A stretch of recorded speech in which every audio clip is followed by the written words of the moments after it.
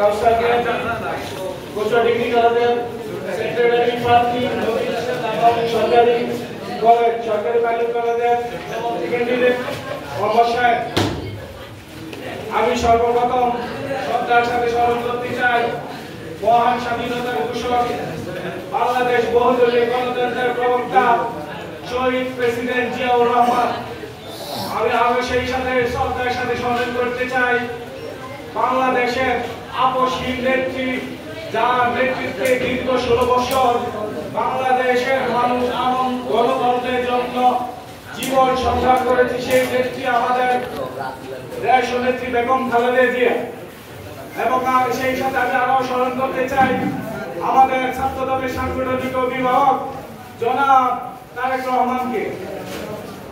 আমি আমার বক্তৃতার প্রারম্ভে বাংলাদেশের যে মূল বিষয়টা রাষ্ট্র কাঠামো মেরামতের যে 31 দফা, এটা মূলত একটি রাজনৈতিক সংগঠনের মূল নীতি নয়।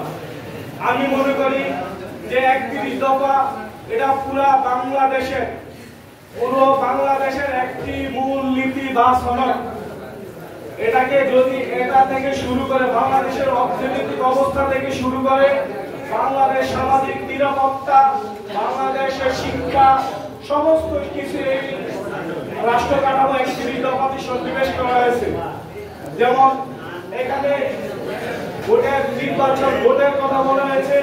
আমরা বিগত 15-16 বছরে ভোট দিতে পারি না।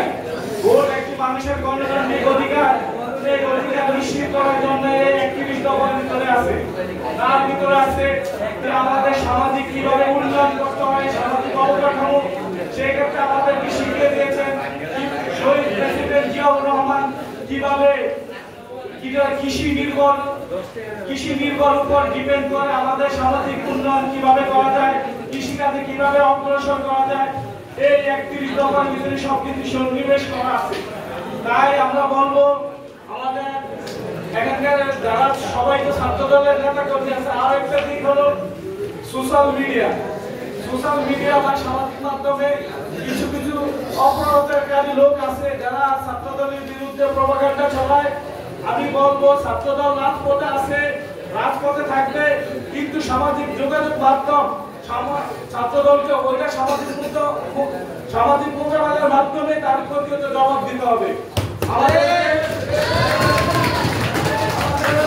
ছাত্রদলের নেতা কর্মীদের আরো সোশ্যাল মিডিয়াতে অ্যাক্টিভ থাকতে হবে, কারণ যারা দুষ্কারী আছে তারা বিভিন্নভাবে আমাদের সামনে না পেরে সামাজিক যোগাযোগের মাধ্যমে আমাদেরকে বিভিন্ন বিভ্রান্ত ঘটায়। তো আমাদের লক্ষ্য থাকবে আমরা সামাজিক যোগাযোগ মাধ্যমে ওটার প্রতিবাদ করবো ইনশাআল্লাহ। আর আরেকটা জিনিস হলো আমাদের জনাব মোশাররফ হোসেন মিয়াজি সাহেবের কিছুদিনে একটা স্ট্যাটাস হলো, উনি বলছেন যে ধানের শীষের প্রতীক নিয়ে যে আসবেন উনি তার হয়ে কাজ করবেন। ওনার কত বড় মানবিকতা, ওনার ভিতরে কতটুকু নিরহংকার থাকলে উনি এই কথা বলতে পারেন। সো আমরা 2018 সালে আমাদের সেন্ট্রাল থেকে আমাদের প্রিয় নেতা মোশাররফ হোসেন মিয়াজি সাহেবকে ধানের শীষের প্রতীক নিয়ে আসছেন, উনি ধানের শীষে মনোনীত হয়ে আসছেন। সেজন্য আমরা 2018 সালে ওনার নির্বাচন করেছি।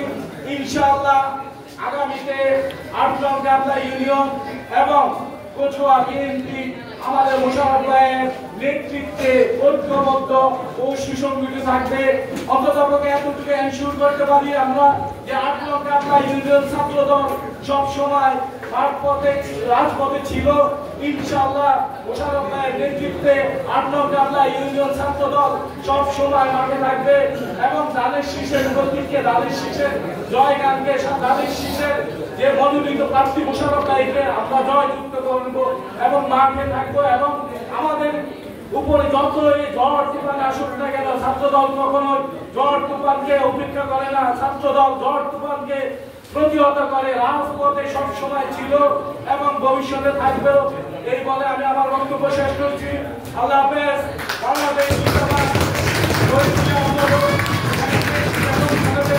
জিন্দাবাদ, অহংকার জনাব তারেক রহমান জিন্দাবাদ, জননেতা মোশাররফ হোসেন মিয়াজি সাহেব জিন্দাবাদ। আসসালামু আলাইকুম। জয়